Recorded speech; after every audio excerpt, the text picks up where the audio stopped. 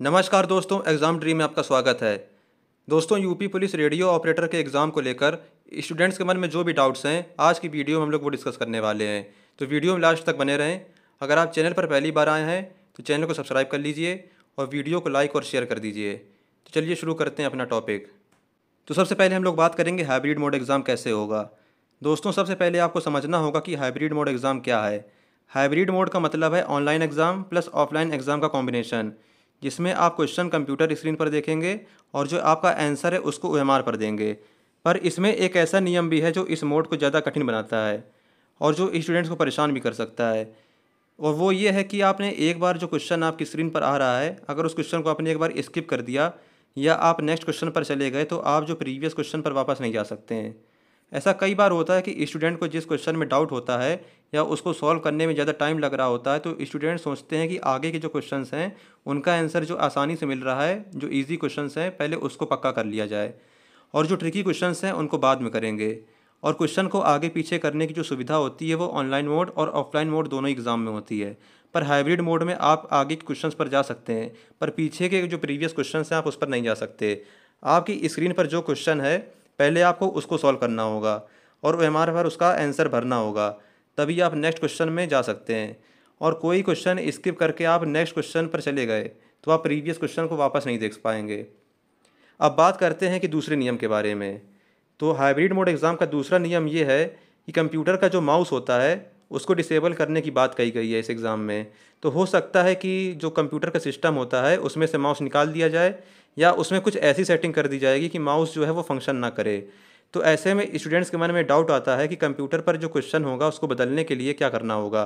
तो मेरा ऐसा अनुमान है कि कीबोर्ड पर जो नेविगेशन की होती है उसकी सहायता से, उसके यूज़ से आप क्वेश्चन को चेंज कर सकते हैं। और ये पहली बार ऐसा हो रहा है कि किसी भी एग्ज़ाम में हाइब्रिड मोड का तरीका अपनाया जा रहा है। इसके पहले किसी भी एग्ज़ाम में ऐसा कोई मेथड नहीं देखा गया। इससे फ़ायदा ये होगा कि जैसे ऑनलाइन एग्ज़ाम में कंप्यूटर हैक करके क्वेश्चन ऑटोमेटिक सॉल्व होते थे और आंसर पर टिक अपने आप लगते चले जाते थे, इसमें अब ये नहीं हो पाएगा, क्योंकि जो आंसर है वो आपको ओएमआर शीट पर देना पड़ेगा। और जैसे ऑफलाइन एग्ज़ाम होता है उसमें भी ये प्रॉब्लम होती थी ऑफलाइन एग्ज़ाम में कि परीक्षा से पहले ही पेपर के क्वेश्चन जो होते थे वो लीक हो जाते थे। तो हाइब्रिड मोड एग्ज़ाम में ऐसी कोई समस्या नहीं होगी। तो नकल को रोकने के लिए जो हाइब्रिड मोड एग्ज़ाम है कारगर साबित हो सकता है। तो दोस्तों, अब हम लोग बात करेंगे अपने नेक्स्ट टॉपिक के बारे में कि जो 11 मई का टेंडर था वो क्यों कैंसिल हो गया। तो जब भी भर्ती बोर्ड किसी एग्ज़ाम को करवाने के लिए किसी प्राइवेट कंपनी का चयन करती है तो उसके लिए वो टेंडर निकालती है और फिर उसके बाद जितनी भी कंपनीज उस एग्ज़ाम को करवाने के लिए इंटरेस्टेड होती हैं उन सभी कंपनी के बीच एक बोली लगवाई जाती है। उन उसको कहते हैं बिड। बिड मतलब बोली लगवाना। और उस काम को करने के लिए कंपनी जितने रुपए लेगी और जिस कंपनी के भाव जितने ज़्यादा रीज़नेबल होते हैं और भर्ती बोर्ड को लगता है कि ये कंपनी एग्ज़ाम निष्पक्षता से करवा सकती है, भर्ती बोर्ड एग्ज़ाम करवाने का टेंडर उस कंपनी को दे देती है।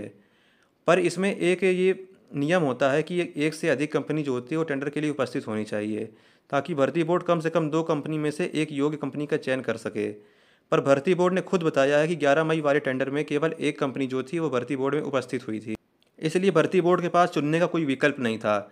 इसलिए उन्होंने 11 मई का टेंडर कैंसिल कर दिया था और 8 जून को उन्होंने फिर से दूसरा नया टेंडर निकाला है। अब नेक्स्ट टॉपिक है कि एग्ज़ाम के लिए अभी कितना और इंतज़ार करना पड़ सकता है। तो रेडियो ऑपरेटर का एग्ज़ाम करवाने के लिए भर्ती बोर्ड अब सक्रिय हो चुका है, पर एग्ज़ाम करवाने के लिए कोई कंपनी भर्ती बोर्ड को नहीं मिल पा रही है।